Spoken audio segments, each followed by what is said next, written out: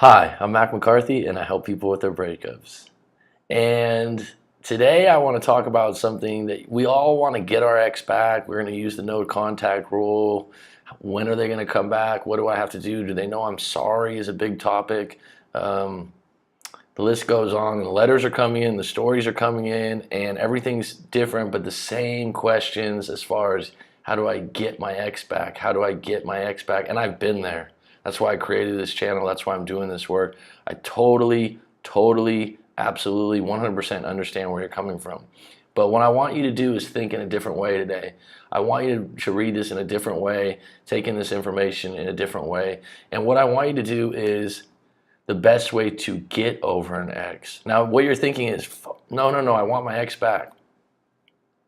No, I want my ex back. But the best way to get over an ex is also the best way to get an ex back. It sounds counterintuitive. But when you get into that wheel motion of moving forward and moving on, that's when you're at your most attractive state to the opposite sex. And your partner, if they do come back, will find you to be the person that you weren't in the breakup, if that makes sense to you. So let me just start. I numbered these off. I have about 27 different things here. And some of them are basic. Some of them seem obvious, but people still don't fucking do them. So take notes on this. I'll maybe make a PDF and send it out to some people. If you say in the comments you'd like a PDF, let me know. Like I said, it's simple stuff. Oh yeah, I already know that already, but are you doing it? Are you making an effort, or do you have some lame excuse? Number one, people know this if you watch my channel. Go to the gym. If you don't like the gym, you don't like being around that, you're not a hardcore weights person, or you don't like being in that environment, start an exercise routine. And what I mean by an exercise routine, go for a walk 30 minutes every day. This is something you can do anywhere, everywhere, unless you live in, the snow. Even then you can do it. If you go, oh, I've never liked gyms, I don't like to be around all those meatheads and people like that, then just go for a walk every day. Walk your dog, put some music in, go for a jog. Go online, research exercise routines that are out of the box that you haven't thought of. What can I do that I don't join a gym? I'm sure there's stuff that'll come up on Google. And just get in the mode of being in movement. Do not be sitting on the couch watching TV or searching the internet endless hours. You got to get into an exercise routine, whatever that may be. I know when I first started out of a breakup, one of the best things I got into was jogging. And I wasn't doing a 10K marathon. I just put some music in. I jogged to a local park. In the first week or two, I was huffing and puffing. I took walks when I needed in between. I wasn't trying to prove anything. I got a good sweat. I stopped when I wanted to, and I found it to be a great thing to do, especially something you can do alone if you just don't want to be around people also. Number two, meditation. Now, a lot of people, I know myself, I've had trouble with this because you always think of meditation being some kind of Buddhist monk thing where you can't think of anything. There's so many different types of meditation.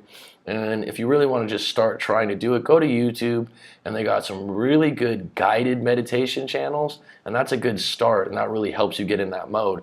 But meditation, you don't have to be a professional meditator. You don't have to be on a level 10. You can start out as an intermediate or someone that's, you just breathe, concentrate on your breath for 5 minutes. You take your time to calm down and relax. And I'm not going to go too far into this because there's a lot of information on the internet and YouTube also on meditation tactics, but get into it and give it 5 minutes of your time in the morning, 5 minutes in the afternoon, then turn that into 10 minutes. And it really helps relax your mind. It's like a bath for your mind. It just relaxes you and it slows everything down. A lot of times if you're not giving that time to meditation, your mind goes like a ping pong game and you just keep going back and forth. And what you're using is the reptilian brain, which is to survive. And you get scared and paranoid more easily, or you get more upset about traffic. When you do meditation, it kind of just slows everything down in your thinking process and makes you a more patient person. That's better overall for your life. Number three, I've talked about this before. Find a purpose or goal outside your ex to pursue. This is huge. Think big, think long term, think about something with a high ceiling. I have a whole video on this. A lot of times, you just go, well, I just want to visit another country. What's the country? How long do you want to go there for? What do you want to do there? Do you want to work there? Get specific, get detailed, make it real. Do your research on it. Number four, Allow yourself to deal with the pain and hurt. I've talked about this. Don't hide from it. I've had some letters when one guy sent me. He goes, I know it's going to be so painful tomorrow. The pain's going to be so hard because it's my birthday, and if she doesn't call, and I'm going, okay, deal with it. It's coming. Don't fight it. Don't try to resist it. Understand that it's okay. The pain's okay. The pain shows you're healing. You're going through it. You're facing that problem. And cry if you need to. I mean, if you're a guy and you don't want to cry in front of people, you can cry in your room. I know another guy that told me he's putting on a face for everyone. He's putting on, he's fine. He said he got home one day and he goes, Mac, he goes, I just cried my eyes out in my room privately. And he goes, it felt so damn good. And you know what? There's no problem with that. And I don't think you need to do it in front of a bunch of people either. I think if you want to do it in private, that's fine. Get it out. Crying is actually a natural based thing that kind of helps you relieve things. If you do it repeatedly, then something's being re-triggered. But don't let the pain consume you. At some point, get yourself off the mat and tell yourself, I'm going to get better. So I compare this. Think of a guy that gets the wind knocked out of him in a American football or a rugby game. What happened? He gets the wind knocked out of him. He's on the ground. And you're watching the guys around. Give him space, right? And he's sitting there and he's struggling. And you just got the wind knocked out of him. He's dealing with it. He's hurting, right? But at some point in 5-10 minutes, he's going to catch his breath and he's going to get his ass off the ground. He's going to go, I'm all right. And he's still, 15 minutes later, he's still huffing. He's still shaken up by the hit, but he got up. Take your time when you feel that pain to breathe, deal with it. Then get yourself off of the mat and go, I'm going to deal with this. I'm going to handle it. Think about it like this, I said. You got your heart knocked around, not the wind knocked out of you. Your heart's been jarred, right? But it's still beating, just like the breath's still beating with getting the wind knocked out of you. So it's beating like a drum right now, but it's still there. It's still working, and you're going to handle it. That's what you got to tell yourself. You're going to handle it. You're going to deal with it. And if you're going through, because this is a whole nother thing, anxiety. A lot of people get anxiety. And a couple of different people have told me this. I said, look on the internet, do your research, and find out ways to deal with anxiety or combat it. A big one's exercise, going for regular runs. Certain foods you eat, coffee can trigger it. So the fact that some people just go, well, I get anxiety. Well, how are you going to deal with it, right? Get up off the mat, find some solutions, and deal with it. But when you're in pain and you're down there, take a few breaths. Breathe that in. Damn, it hurts. Fuck, man. I've been there, I know. But the fact that you're addressing it and being honest with yourself is a good thing. Number 5, I've said this before, look for solutions. What's the problem? How can I make it better? You got a problem, you got a question in your head. Why did she leave me? That's a tough one. You need to write out your story to get more clarity on that and get someone like myself's take. You don't know is the answer sometimes. If it's got a lot of twists and turns, sometimes you don't know the exact reason. You could have been lied to, but you don't want to spend too much time on that. But what's the problem? How can I make it better? One of the things I dealt with when I broke up, I'm thinking, I've never felt this down before. How am I going to make this better? And then I'm going, all right, exercise. All right, read some new books. All right, get out of the house, play more basketball because you love to do that. I was looking for some solutions. It didn't work right away, but I was in a solution mindset. Another one, I hate my job. Look for another one. I can't leave my job. Save up the money until you can leave for one. What if you had a lateral job in another city? I'm fat. I've heard this before. Look up a diet you can commit to. Take it time by time, piece by piece. There's so much available on the internet. Like I said, I'm not, anyone that's like, I hate my job, I'm fat, I'm this. These are identity statements, and you got to go, how do I find solutions to this? What are some answers to the question? Type it in. What are good diets right now if I'm not feeling well? Bam. Choose one. Roll with it. Number 6. Consider changing your environment. I did a whole video on this. Go on a long trip or move somewhere outside of where you and your ex lived. So, you don't have to do this right away, I've mentioned, but I think if you research it. It's 4, 5, 6 months down the road. Move somewhere for 6 months to a year. Do a backpacking trip. Do a charity. Teach abroad. There's all kinds of things. Move to a completely different city. You have an aunt, in New York. Hit her up. Say, I want to live there for 3 months. Is that all right with you? Find a regular job just to get out and get in a new environment. You're in a change mode. Did a whole video on this, and I think it's overlooked. A lot of people go, well, I couldn't just leave everything. Why not? Why couldn't you? All right? Why couldn't you? And the one that always comes up is if you had kids. Now, that one I understand. I don't know if it's that easy to just change your environment, but you could change the city you're living in.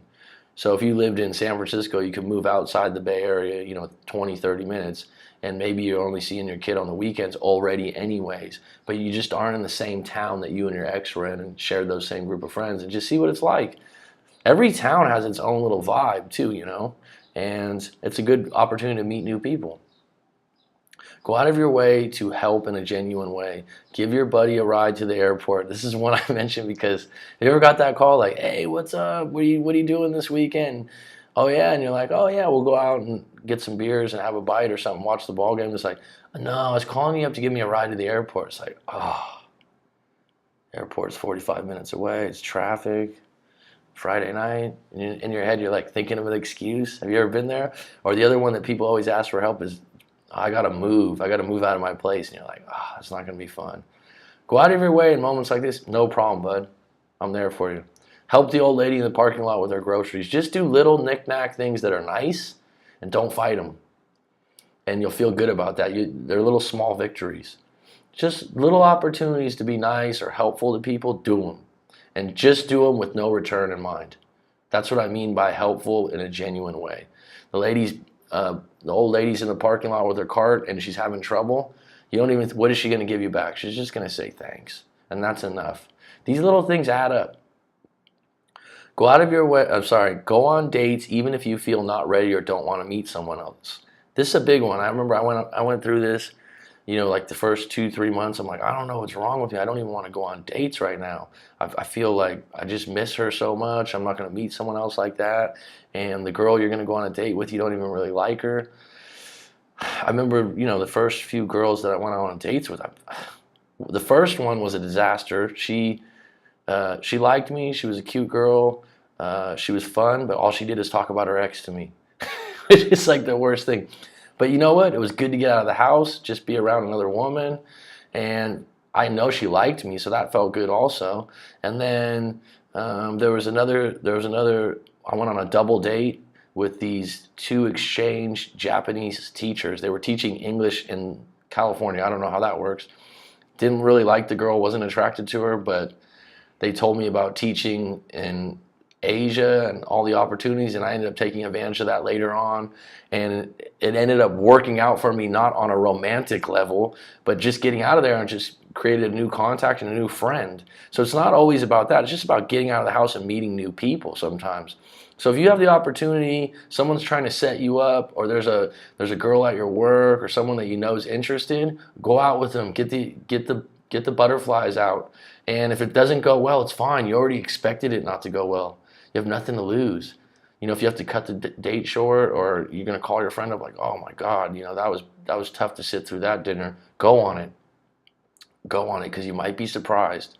And it's just a growing thing to get out of the house, get back in the game. The date's not necessarily to hook up or score. It's to get you out of your rut. It's to get you back to the next level, so that when you meet that girl in the date that's the one, you've already had a few, so it's not as awkward. And when I say that, go on dates even if you feel you're not ready. A little caveat to that would be, if you were with someone for 5-6 years and it's only been a month, 3 weeks or a month are tough to swing that around. Okay, give yourself a little bit of time. But if it's been like 6 weeks, 2 months, then it's time to, start giving it a shot. Start giving it a shot. 9, take any offer from a friend to get out of the house bearing illegal activities. So if your buddy calls you up, he's got a ball game to go to, he wants to go throw the ball around, he wants to go fishing, Anything that can get you out of the house, be active and be around some other people. Take them up on it. And worst case scenario, you can leave. Bring your own car, bring your own ride. If you don't like it or you're not having a good time, you're not digging it, you get out of there. But you gave it a shot. You got out of the house. You weren't sitting at the house ruminating, watching TV on the internet. That's the worst thing you can do. And you might be surprised and have a really good time. Excuse me. Got some indigestion. Embrace change and new experiences. This has to do with changing environments. So this is kind of a broad statement, but I've told people before, if you have a regular gym you go to, change gyms. If you've got a regular restaurant you go to, change that restaurant. If you have a coffee shop or a Starbucks in town that you go to every day, go to the one on the other side of town that takes 10 more minutes to get to. You're just embracing change, and it helps. You just meet a new barista or coffee person. You meet a new person. Even if you're going alone, you're embracing change. You don't want to go to those same places that trigger memories.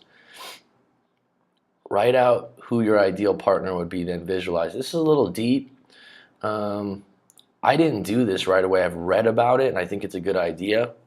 I don't think people are ready to do it right when they break up because they tend to talk about their ex that they idolize and look up to. So it might be a month down the road or 2 months down the road.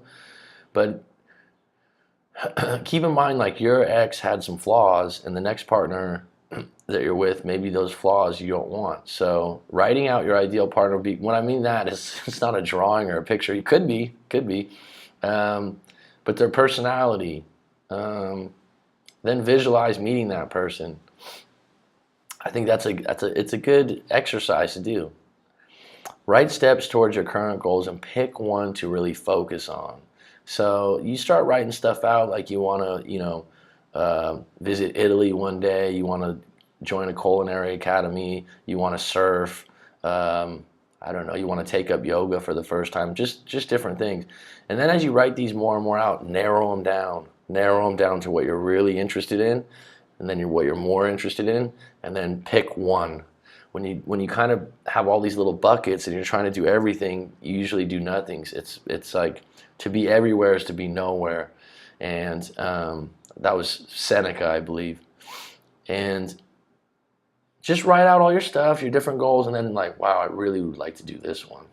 I'd like to start yoga. That's a small goal for mine, and to do it for 1 month full. Okay, do that. Don't worry about the other ones. You can't take on all those things. You'll get discouraged. Allow yourself to have a bad day. Oh my God, this is a big one. Shit happens. Shit happens. It rains when you have no umbrella. You crap your pants in traffic. Yeah, a lot of people are going, where'd that one come from? It happens. You forgot to pay the electric and they shut it off. Crack a smile and tell yourself, shit happens, I'll handle it. But it seems like to me, and I remember this so much, it's like we all have bad days. Something happens, something goes wrong. But when you're going through it, when you're going through the breakup, it elevates to a higher level where, like, you stack it. It's just another bad day. And when you get in that mode, crack a smile, like, fuck, that was my bad not paying the electric. I'm the one that didn't grab the umbrella, and just laugh at yourself a little bit, and you just tell yourself, shit happens, I'm gonna handle it though, right? Number 14, become more self-aware of what your triggers are. So there's something that really upsets you or brings you back to your ex.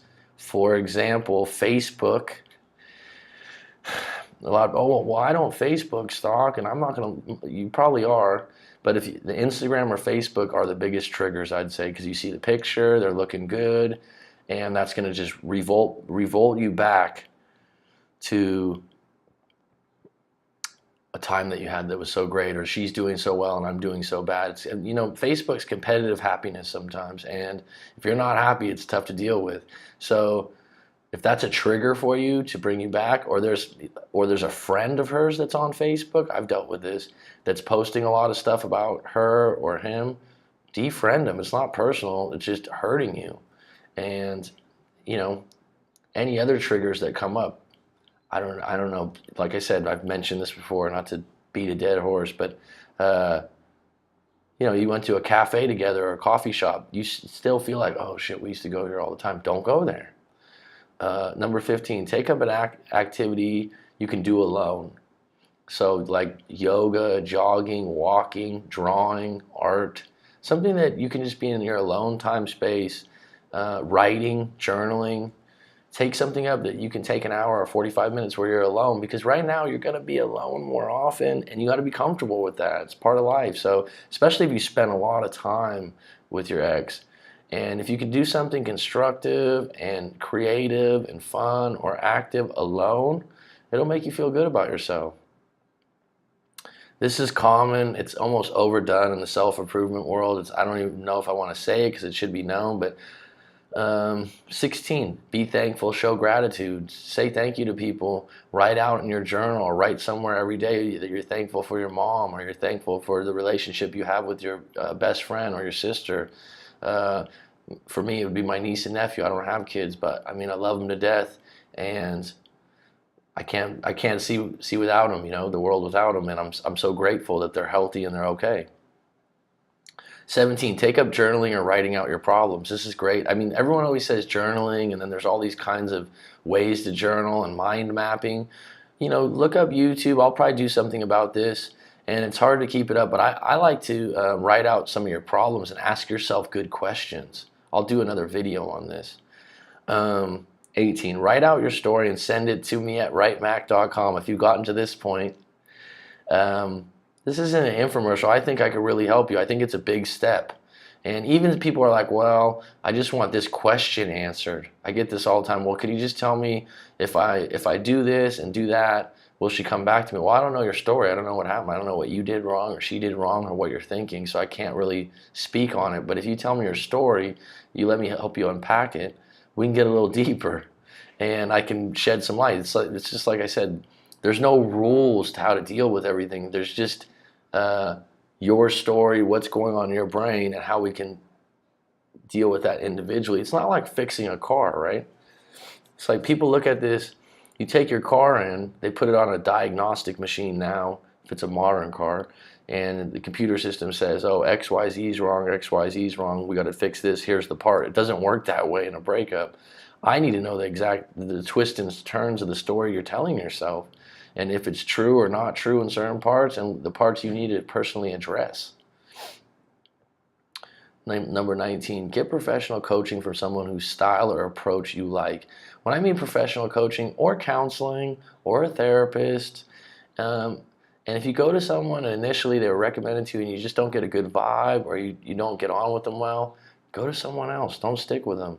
And I think what the benefit is with YouTube now, and you see some of these different coaches or counseling or advice, you can judge me before you come to me. You can watch 10 videos and see how I handle other people's stories, and then you book a live coaching session. It's almost like you know me a little bit, right? You know how I react to things. You know what I value. You know how I'm going to come at you. You know the fact that I'm going to show you some compassion, but I'm also going to be honest with you. And if you like that approach, then give it a shot and go with the live coaching for an hour.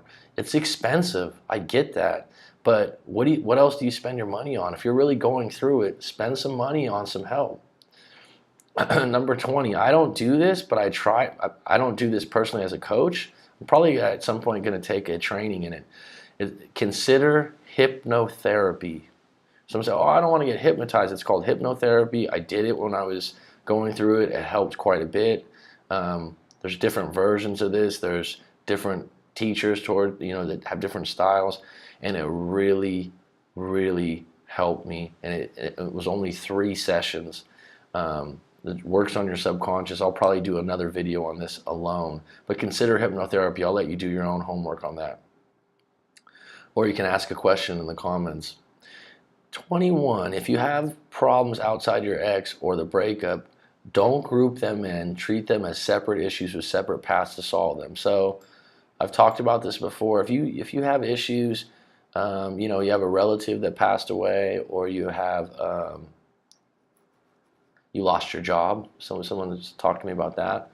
You lost your job, and on top of it, I lost my job, and she did this and she did that. Well, she didn't make you lose your job, right? So you're stacking that with her when it's really a separate problem. Your problem with your ex is here. We can identify that when I read your story. Your problem with losing your job is probably something completely separate. So don't put them together because that just makes you overwhelmed. Again, this is why you need to write out your story, because if you're doing that, I can identify it and show it to you. And a lot of people, once I do that, they go, oh shit, I didn't realize I was doing that. I do need to separate that, because actually, if I put the job problem to the side, there's a lot more ways to solve that than associating the two together. 22, take responsibility for all your actions. If you did something wrong, learn from it. Don't beat yourself up repeatedly. I've made a lot of mistakes in my life. I've done things wrong. I've beat myself up before. But all you got to do is like, I'm never doing that again.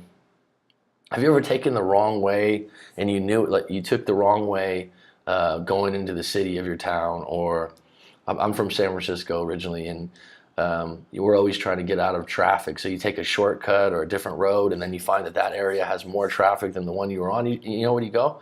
You go, I'm never doing this again. It's the same thing with life. I mean, you go, I'm never letting this happen again. You know, maybe you broke up and you were too controlling and you gave your ex an ultimatum that wasn't fair, and she took it and she's gone. You don't need to sit there, oh, I shouldn't have done that, I shouldn't have done that. And I've done that before, by the way. I know from experience. At some point you go, you know what, I'm just not going to do it again. If the opportunity arises again, I'm in a good relationship, I won't take it there again if it's undeserved. That's how to handle that. You got to catch yourself. And if you feel like, you know, for example, some people are breaking up over jealousy, right? It's a very common issue. You got to learn how to deal with that. So instead of saying, well, I'm just a jealous person, well, how can you overcome it? How can you work on yourself? Do some research on it. Number 23, say sorry once and mean it. I say this many times. You don't get extra points for repeating sorry a lot. Well, I said sorry again. Then I just want to call her up and tell her I'm sorry. Did you tell her sorry already? Yeah, I told her she was. That's enough. Did you tell her what you were sorry for? Yeah, that's enough. You don't get extra points for repeated sorry. Actually, it's pitiful. After you keep saying sorry, it's like a small child talking to their parent. You just need to say it once and mean it, and then move forward. If they're asking you to keep saying sorry, then they haven't forgiven you, and they probably won't. 24, admit your flaws and work on them. If someone finds a flaw in you that you don't believe to be a flaw, then realize you have different values and probably aren't a good match. I've seen this a lot. So if you have a problem, you know, like a flaw of mine is sometimes I'm not organized. I know this about myself. I'm working on it, right? And I want to work on it. But if you have a partner that points out a flaw, let's say they say you're a bad dresser, for example. You don't match, and you don't have a good style, and you don't believe that to be true. You like your style. You like your 501 jeans and your hole in your pants and your backwards cap, and that's your style. That doesn't mean that you have a flaw. That just means you have different values in clothes. That just means that you have different styles. It's just a flaw that you believe is a problem for yourself. Don't start changing yourself for someone else, because later on you'll have contempt about that and you'll be upset and you'll hold it against them.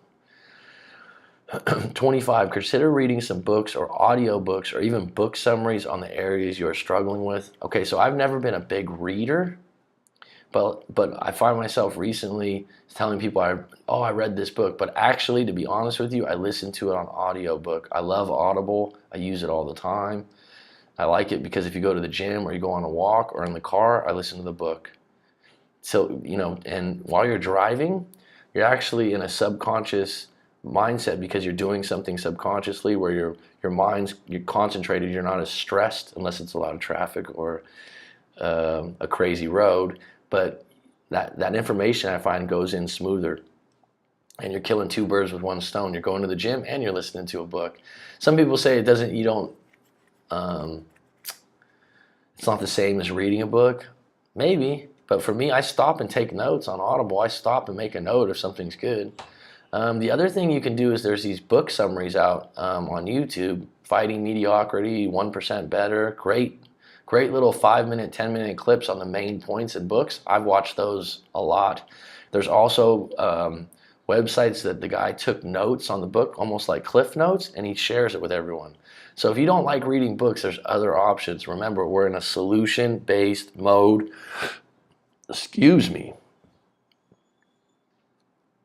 26. answer my PDF on the 10 questions to ponder when you break up. It's free. It's 10 questions to ponder when you break up with an ex, and it's for you to move on with your life. It's really good questions to ask. Simple questions, and a lot of people push them aside. Well, I want to ask you this. Can you answer these questions first for yourself? Okay. And then people go, actually, these are really good questions. Also, the 10 questions on why you want your ex back. People also don't touch it. Oh, I just want her back because this, and that. Answer the 10 questions. See what comes out of your mind from these 10 questions. Because a lot of times, I'm seeing 50% of the time, you just want to overcome the fact that you were rejected, or you want that ex back that was there 2 or 3 years ago, but the last 6 months, your relationship was hell. You weren't getting along, you weren't getting treated well. And if I read those 10 questions on why you want your ex back, and I look at them like, can you see that maybe it's not a good relationship at this point? Maybe 2 years it was good. I don't understand why you want them back when they were treating you this way. Number 27, find good questions that you are searching for answers to. Not the question, how to get my ex back. Good questions about yourself. So, in closing, if you're having trouble with your identity and values, a good book is Awaken the Sleeping Giant by Tony Robbins. Another good book is The Subtle Art of Not Giving a Fuck by Mark Manson. That's actually the title. And that book's really cool. He gives a lot of good examples. It's not too long. And he just touches on the fact that we care about small things too much, and he does a really good job about it. And he actually talks about a breakup in his life too. Same author, Mark Manson, the book Models, talks about relationships and getting into dating, and that's really good for moving forward, okay, and getting over this thing. And there's another book called Breaking the Habit of Being Yourself. So if you have some flaws and you want to overcome those, that's by Joel. I'm missing his name here. I didn't write it down. I'll put that in the notes. In closing, it sounds counterintuitive, but the best way to get your ex back is to show you have the ability to move on and improve yourself. Can I read that one more time? Because I don't think people understand me fully. In closing, it sounds counterintuitive, but the best way to get your ex back is to show that you have the ability to move on and improve yourself. When I say move on, you're not looking back. You're not hoping that they call you. You're moving on. You're going through these things and you're working on yourself. If they come back, it's a bonus, I've mentioned before. It's not a given. It's not a I hope or I wish. It's very attractive to your partner when they see like, wow, you moved on and you improved yourself. Shit, when they call you up and you're in that mode, they can feel the energy. And I'm not talking about when you're dropping like little hints on Facebook or Instagram. That's needy. I'm talking about when they call you up out of the blue, or they show up at your doorstep or something like that, and all of you, oh, I hope that happens. No, you're not hoping it happens. You're already moved on working on yourself because you're a strong, confident individual that's improving each day and getting better for themselves. I hope that helps. I really do, because that covered a lot right there in that video. Please contact me at writemac.com, or you can email me at coachmacmccarthy@gmail.com and send me your full story. A lot of times, sometimes when people are just sending these questions, like I said, I like to unpack the story and then we can go for questions from there. I do live coaching, and I also do a paid email where I do your video for $35, which is pretty cheap if you ask me for how much I put into it. All right, hope that helps. Have a good day.